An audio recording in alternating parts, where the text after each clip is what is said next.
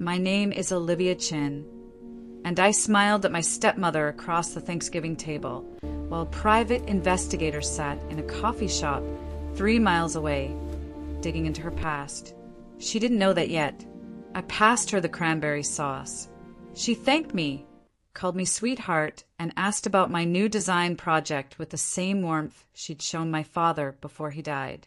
For months, I'd played the grieving daughter, the one who'd accepted losing the inheritance, the one who showed up to family dinners and laughed at her stories about my father's final days.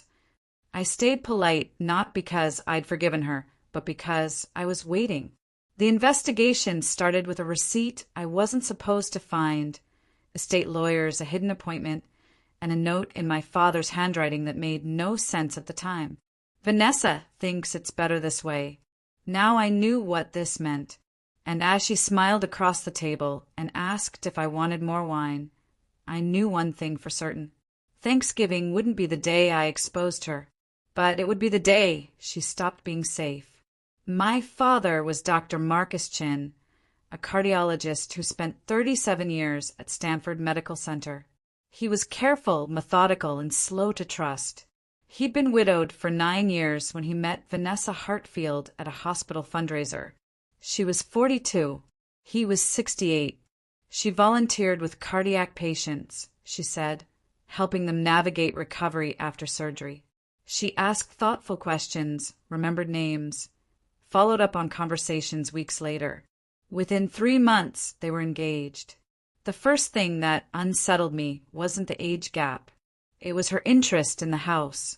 On her second visit, she asked when the kitchen had last been renovated, whether the roof had been replaced, if the foundation had ever needed repairs.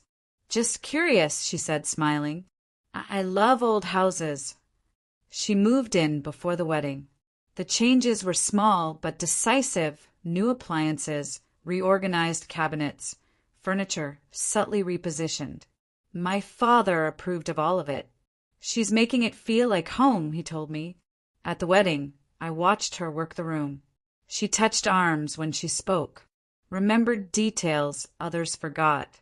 His colleagues adored her. His poker friends praised her cookies. Everyone agreed he'd been lucky to find her. She was kind to me, too. Asked about my design work, sent articles, invited me to lunch. I wanted to believe it, but sometimes I'd catch her standing alone in the living room, coffee in hand, her eyes moving, not over my father, but over the walls, the furniture, the view from the windows. My father didn't notice. He was happy, happier than he'd been in years, and I told myself that should have been enough. It wasn't. The first crack appeared 2 months before my father died. I stopped by unannounced on a Tuesday evening. Vanessa answered the door in yoga clothes, hair pulled back, no makeup. Surprise flashed across her face, then smoothed into a practiced smile. Olivia, your father's resting. The new blood pressure medication makes him drowsy. New medication. That was the first wrong note. I followed her into the kitchen. She filled the kettle while her phone lay face up on the counter. A notification lit the screen. Did you tell him yet? She flipped the phone over without looking. How long has he been on new medication? I asked. A few weeks, she said easily. Dr. Morrison adjusted the dosage.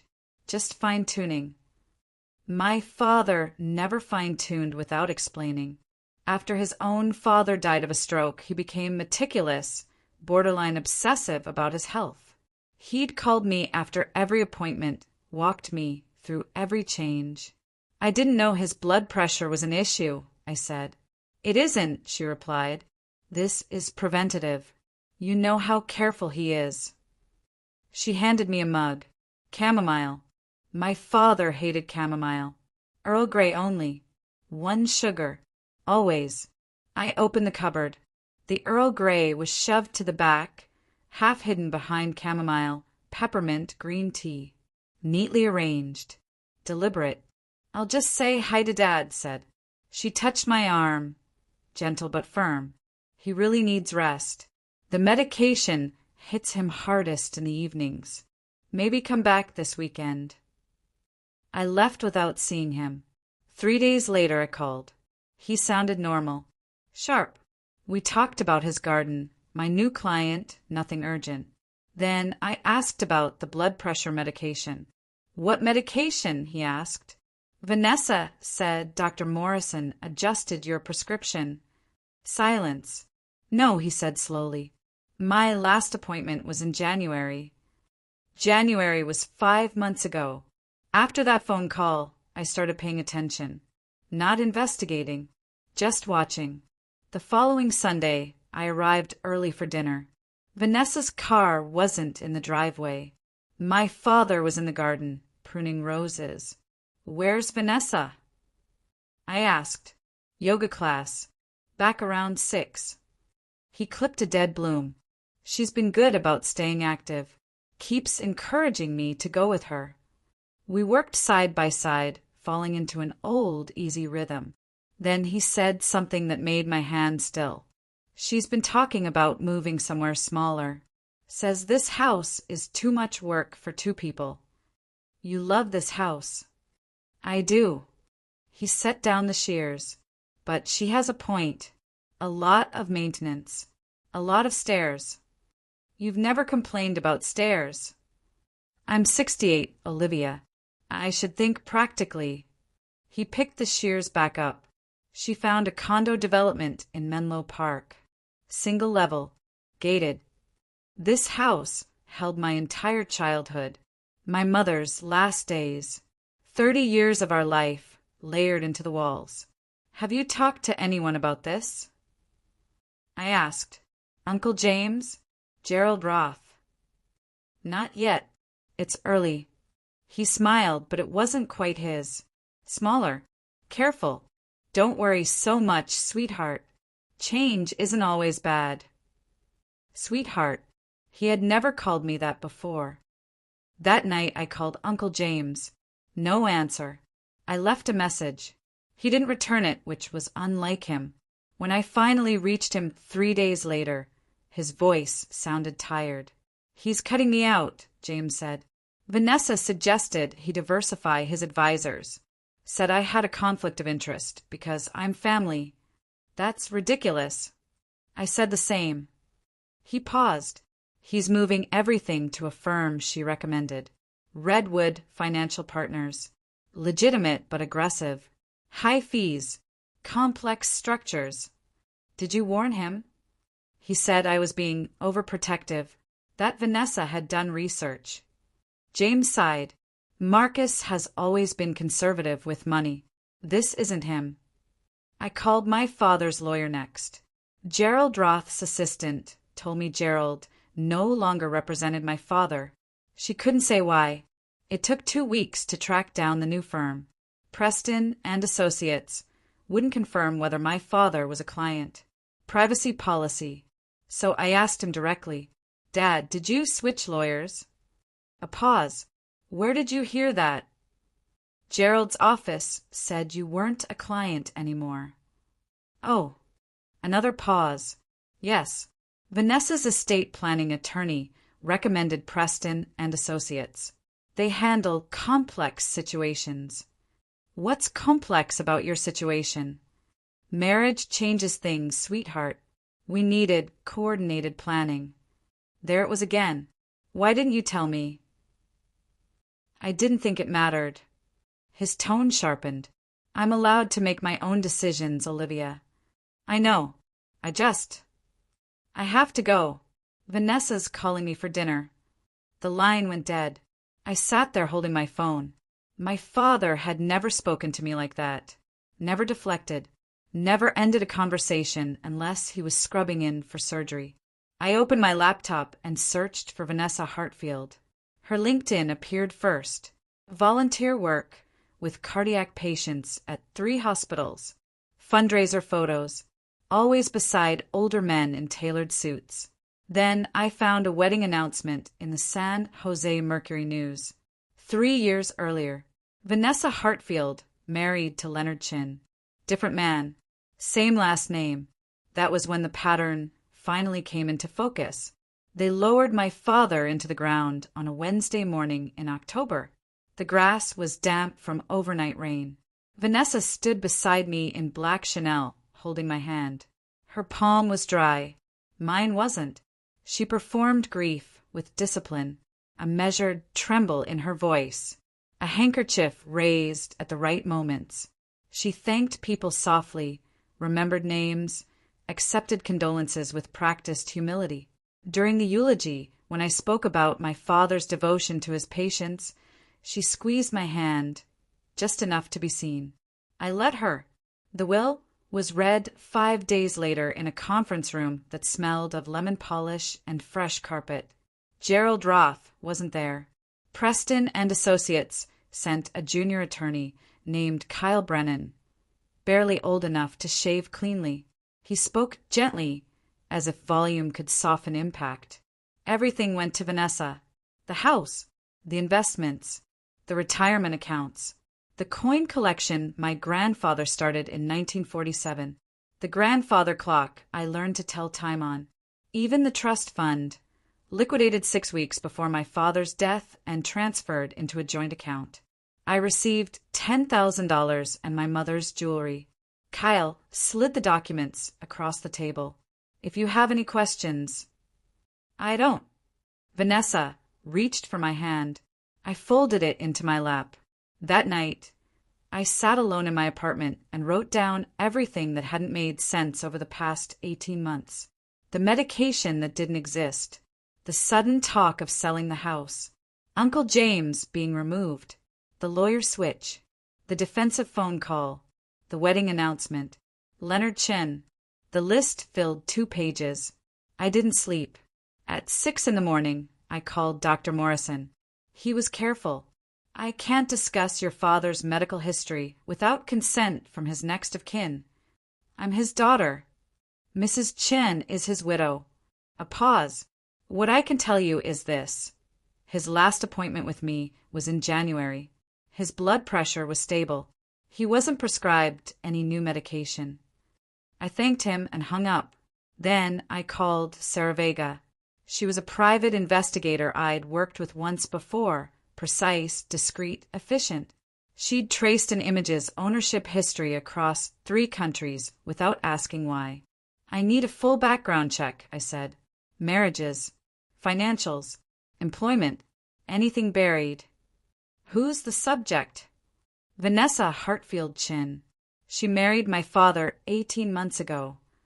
I looked at the list on my desk. He died last week. She inherited everything. There was a brief silence. When do you need it? Sarah asked. Yesterday. I'll start today. I didn't tell her what I suspected. I didn't need to. Sarah called 6 days later and asked me to meet her at a coffee shop in Berkeley. Not her office. Somewhere public. That alone told me this wasn't routine. She was already there when I arrived, seated in a back corner with her laptop closed and a manila folder placed squarely in front of her. She'd ordered me a cappuccino. It sat untouched. I need you to understand something before I show you this, she said. Her voice was flat, professional, the tone she used when facts mattered more than comfort. What I found is disturbing, and it's going to make you want to act. Act how? Confront her. Call the police. Tell everyone you know. She nudged the cappuccino toward me. Don't. Not yet. She opened the folder. Vanessa Hartfield isn't her real name. It's her 3rd married name. She slid a photograph across the table. She was born Vanessa Louise Pritchard, Scottsdale, Arizona. The photo showed a younger Vanessa beside an elderly man, his arm around her waist. He was smiling at the camera. She was smiling at him. First marriage, Sarah continued. Robert Hartfield, retired software engineer, Portland, 71 years old, married 14 months, died of a stroke. She inherited his house and just over $200,000 in liquid assets. Another photo followed. Second marriage, Dennis Keating, San Diego, real estate developer, 69, married 22 months, died of heart failure. Same smile. Different man. She received a La Jolla condo and roughly $500,000 in investments. Sarah paused before pulling out the next page. Third marriage was to Leonard Chen.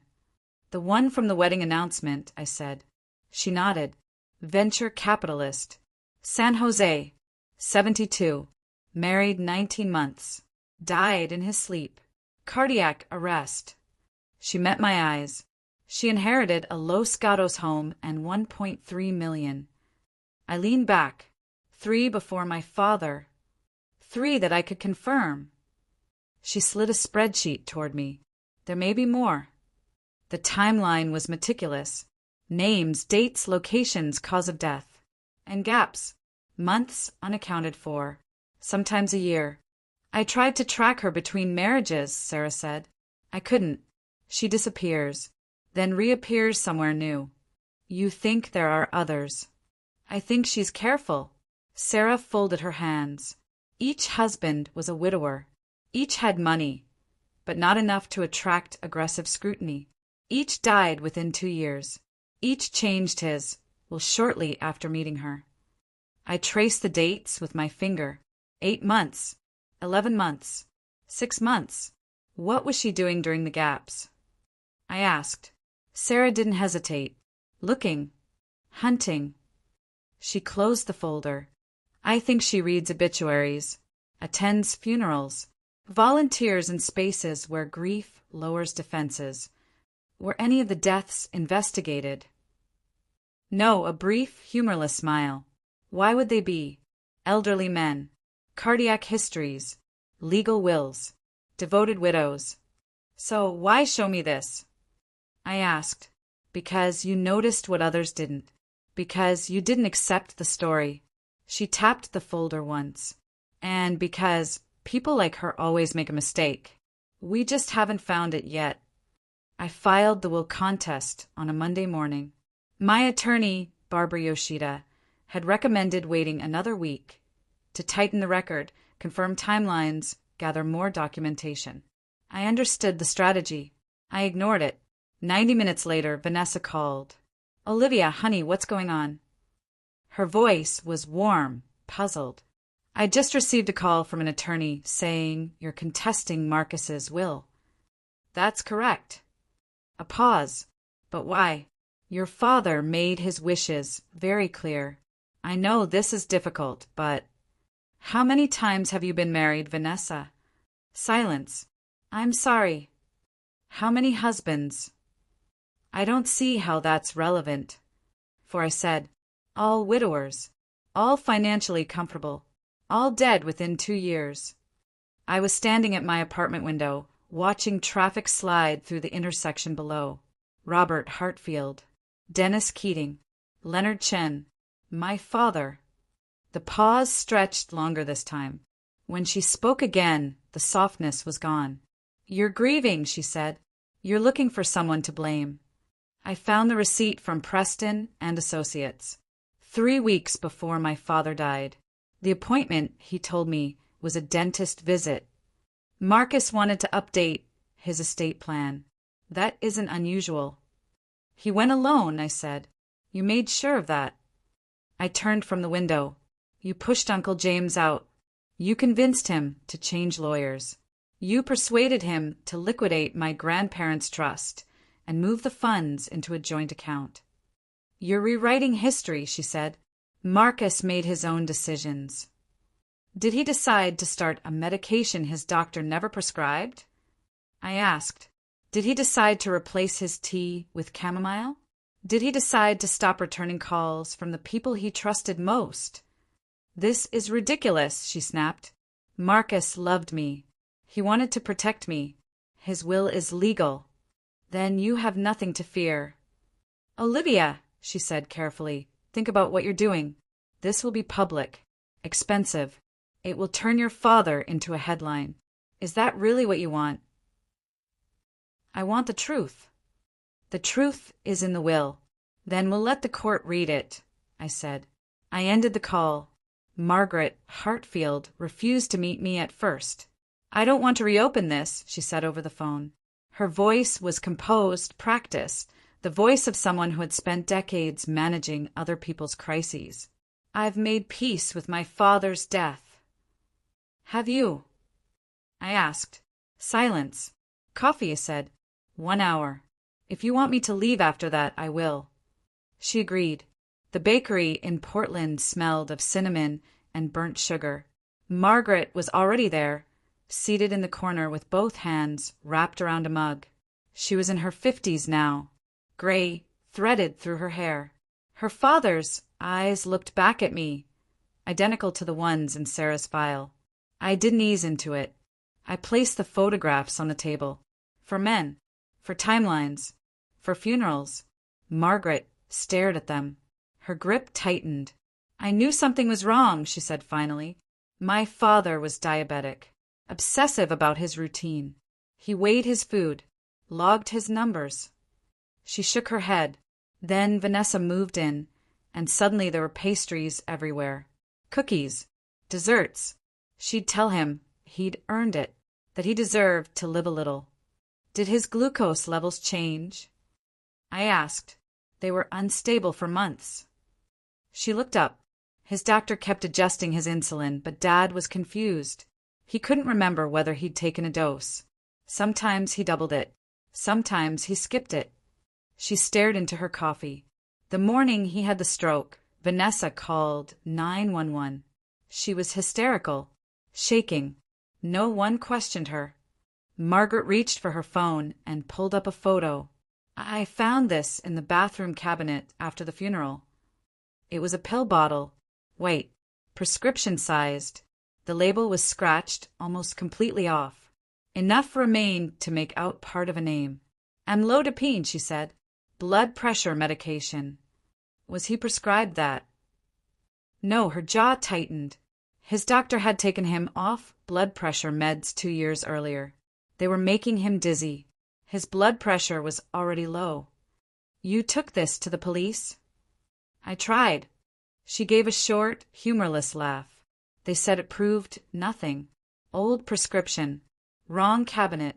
Could have belonged to anyone." She locked her phone. But I knew. I showed her everything Sarah had compiled. The marriages, the timelines, the wills rewritten months after meeting Vanessa. Margaret covered her mouth. When she cried, it wasn't loud. No collapse. Just silent tears she wiped away with her hand, embarrassed by them. "I thought I was alone," she said quietly. "That I'd imagined it." "You didn't," I said. She nodded once, then looked at me. "Tell me what you need." David Chen was easier to convince. When I told him about the other families, he didn't argue or interrupt. He just nodded, as if I'd confirmed something he'd been carrying alone for years. "My father changed after he met her," David said. "We were sitting in his car in a parking garage in San Jose. The engine was off.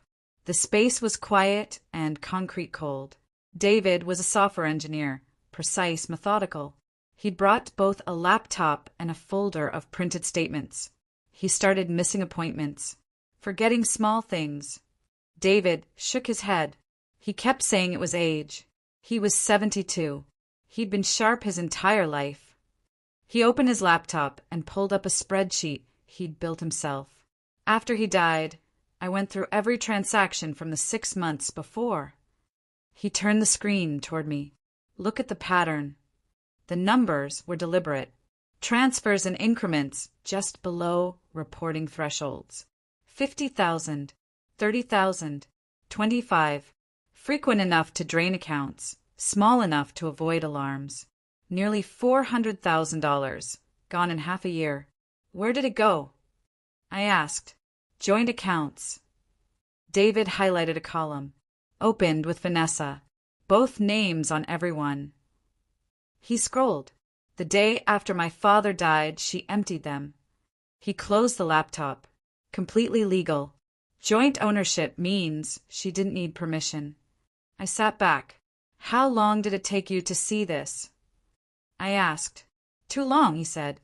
I trusted the paperwork. Trusted the explanation.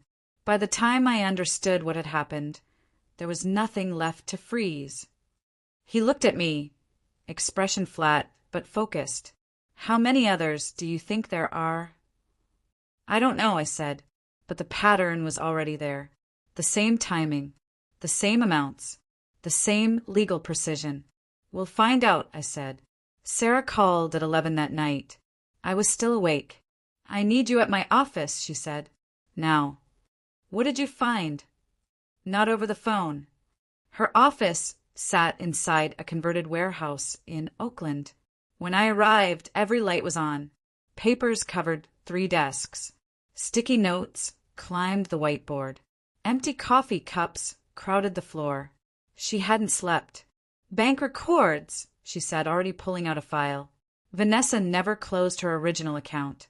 It's under her maiden name, Pritchard. Opened 19 years ago. I flipped through the statements. Deposits appeared within weeks of each husband's death. 30,000, 50, 75, always incremental, always timed. She routes inheritance money through joint accounts with the next husband, Sarah said. It looks like asset consolidation. Then she siphons it back to the Pritchard account in amounts too small to trigger reporting. How much? Just under 2.8 million. For marriages. She handed me another stack. This is the part that matters. Credit card statements. The same online pharmacy year after year. Northern Meds Solutions. A Canadian supplier willing to ship internationally with minimal verification. 6 months before each husband died, Sarah said, pointing to highlighted lines. She ordered the same categories of medication. Beta blockers, blood thinners, diabetes drugs. I read the names. These could kill someone if misused. They could cause fatal cardiac events if administered incorrectly or combined improperly. She slid 1 page forward. 3 weeks before your father died, she ordered metformin and digoxin. My father wasn't diabetic, and he didn't have heart failure. Sarah's voice stayed level. Digoxin toxicity can trigger lethal arrhythmias, especially in elderly patients. The pattern repeated across all 4 men. Same pharmacy, same timing, same escalation. I stared at the dates, the care, the attention, the pills she handed him with water, the way she insisted he rest. Can we prove she gave them the medication? I asked. No, Sarah didn't hesitate. But we can prove pattern. For deaths, for medication purchase trails, for inheritances routed to the same hidden account. She met my eyes. It's circumstantial, but it's strong. I thought about my father's confusion in his final weeks, the dizziness, the moments he brushed off. We need to exhume him, I said. Sarah nodded once. I was hoping you'd say that.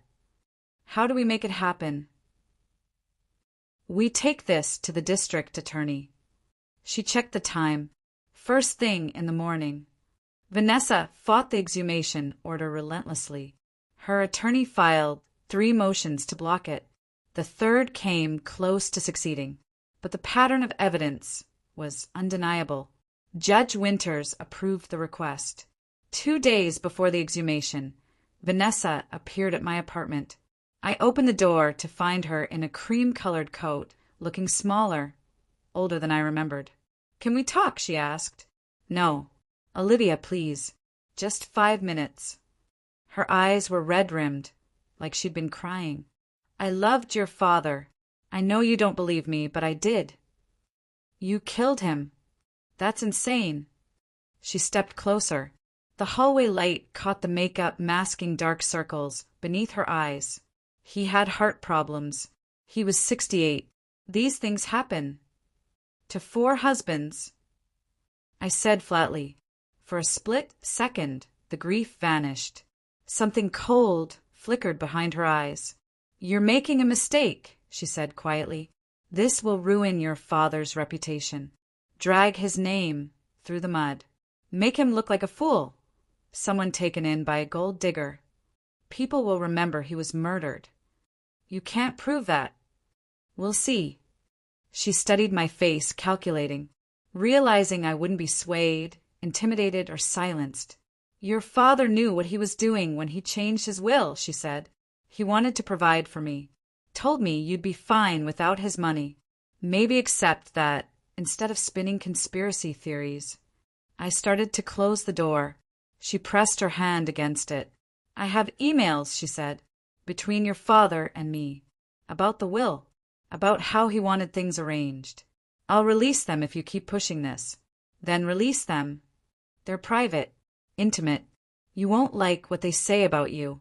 I glanced at her hand, then the diamond ring, likely worth more than my car. I'll see you in court. I closed the door. The will contest hearing took place in a typical government courtroom. Beige walls, harsh fluorescent lights, an American flag in the corner. Judge Patricia Winters sat behind the bench, looking like someone's grandmother, which she was.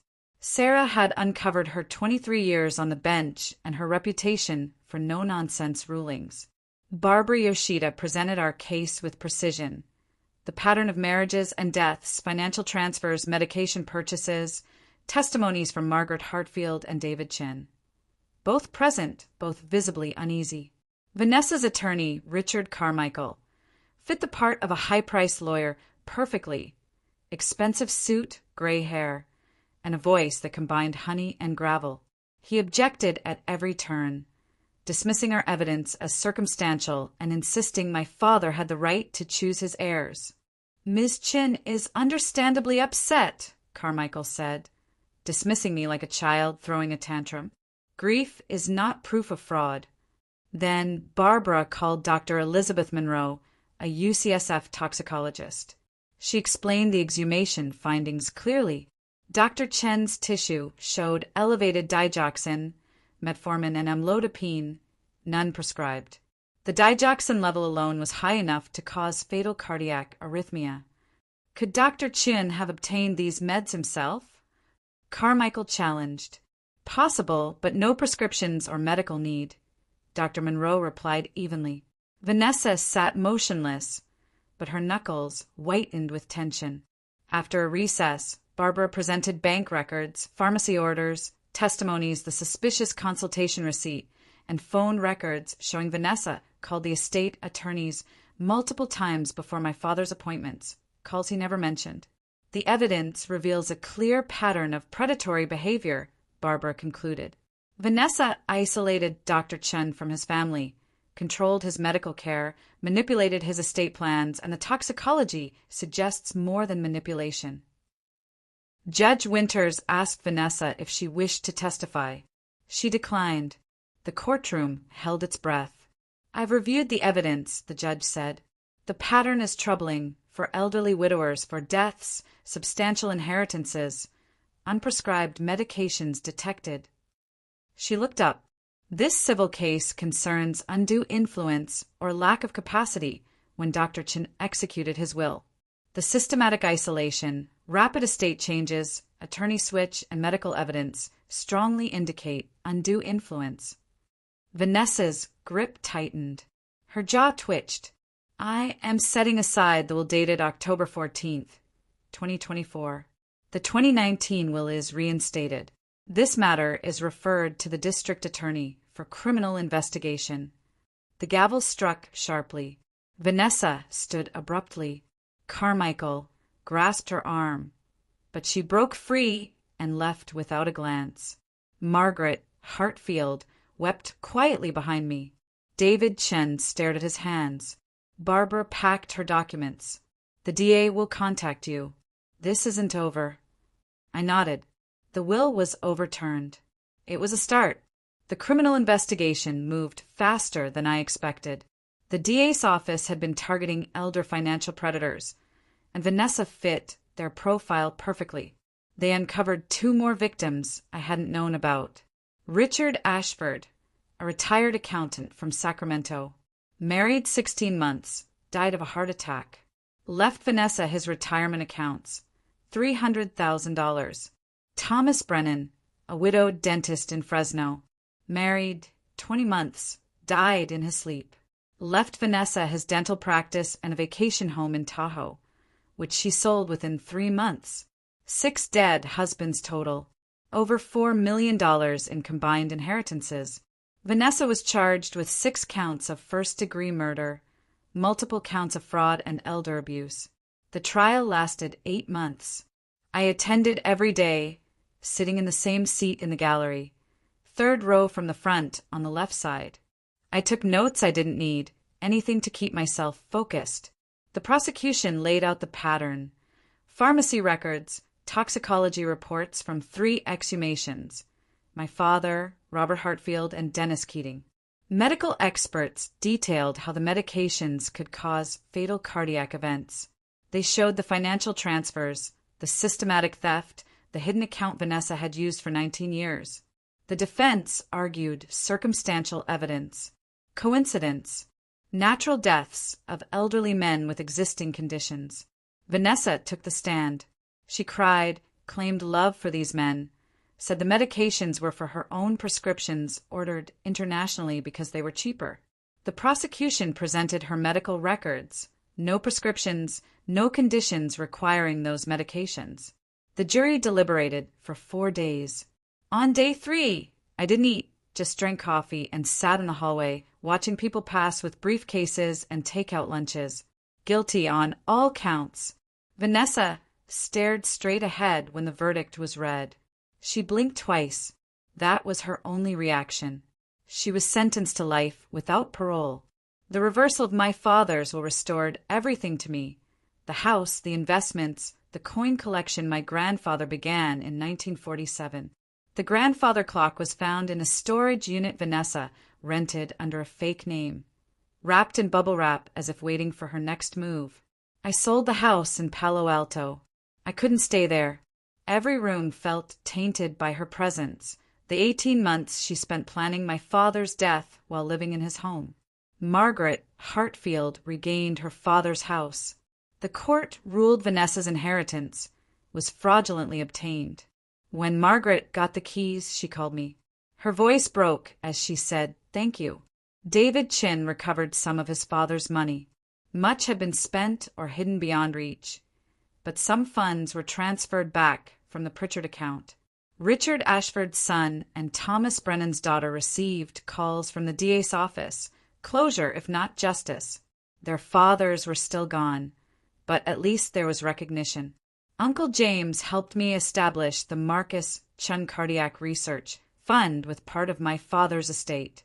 It supports research on medication safety for elderly patients, prevention of elder financial abuse, and warning signs of predatory relationships. My father would have approved. He would have spent hours reviewing grant proposals, questioning methods, demanding rigor. I kept the grandfather clock. It sits in my living room, chiming every hour as it did in my childhood, restored by a specialist who revived its mechanism. The coin collection was donated to a museum. The curator said my grandfather's Mercury dime collection was among the finest she'd seen. It's displayed with a plaque.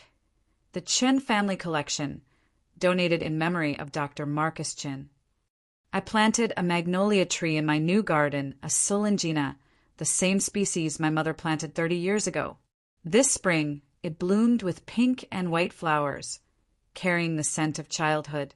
Every Sunday morning, I brew Earl Grey tea with 1 sugar, sit in my living room, and listen to the clock chime 9 times. I think of my father, the life he built, the 37 years, saving lives at Stanford. And I think of how Vanessa saw all of that as something to exploit. The DA says Vanessa keeps filing appeals, all denied. She writes letters to her attorney, insisting she's innocent, that she loved these men, that the evidence was fabricated. Margaret sends me Christmas cards. David and I meet for coffee sometimes. We don't talk about Vanessa. We talk about our fathers, the lessons they left, and the lives they lived before she found them. That's what she took, not just money or property. She stole their endings and turned their final chapters into her profit. 3 years after the trial, I received a letter from Barbara Yoshida. Another family had reached out to her, a woman in Seattle whose elderly mother recently married a man who seemed perfect at first. Then the mother began forgetting things, missing appointments. The new husband pushed for moving to a smaller home, closer to his family. The daughter had found articles about her case, the trial, the pattern. Barbara asked if I would speak with her. I agreed. Her name was Rebecca. Her mother's new husband pressured her to update the will, switch financial advisors, and remove Rebecca from medical power of attorney. The pattern was painfully familiar. The difference, Rebecca's mother was still alive. I shared everything. The subtle changes disguised as care, the isolation masked as concern, the medication confusion, the financial manipulation hidden as help. I gave Rebecca contacts, attorneys, investigators, elder abuse specialists, and advised what questions to ask, which records to obtain before her mother suspected. 6 months later, Rebecca called. Her mother had filed for divorce. She uncovered pharmacy orders under the husband's name, unauthorized withdrawals, and an estate attorney consultation her mother never knew about. The husband had moved to Portland before the divorce was finalized. You saved her life, Rebecca said. Maybe. Or maybe her mother simply got to keep her own ending. Her story, her choice. The foundation has now funded 4 major studies. We've developed screening tools to help doctors identify elder abuse early. We've trained financial advisors to spot exploitation before it's too late. We've created resources for families who sense something is wrong but don't know where to start. My father's face appears on the Foundation's website, a photo from his retirement party at Stanford. He's smiling in his white coat, surrounded by colleagues who had worked with him for decades. Proud, accomplished, at peace. I remember the day that picture was taken. He gave a short speech about the importance of truly listening to patients. They'll tell you what's wrong, he said. You just have to pay attention. I wish I had paid attention sooner. Every Sunday morning, I make Earl Grey tea with 1 sugar. The grandfather clock chimes 9 times as the water boils. I sit in my living room, drinking slowly just like my father taught me back when I was young, impatient, and thought breakfast had to be fast. Slow down, he'd say. The morning's not going anywhere. Last spring, I planted a magnolia tree in my garden, a solangina, the same species my mother planted the year I was born. This year it bloomed, pink and white flowers filling the air with the scent of childhood, Sunday mornings, and everything that came before. Vanessa is 61 now. She'll die in prison, probably alone, forgotten. The woman who spent 2 decades harvesting other people's endings will leave with nothing. My father was 68 when he died, but he lived a full life before she found him, saving thousands, raising a daughter, loving my mother for 30 years.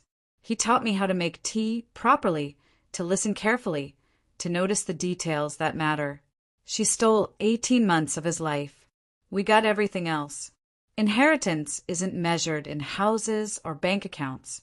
It's measured in Sunday mornings and carefully steeped tea, in lessons that outlive the teacher, in the instinct to pay attention when something feels wrong. Vanessa understood value. She never understood worth. My father left me everything that mattered long before he died. She just took the rest.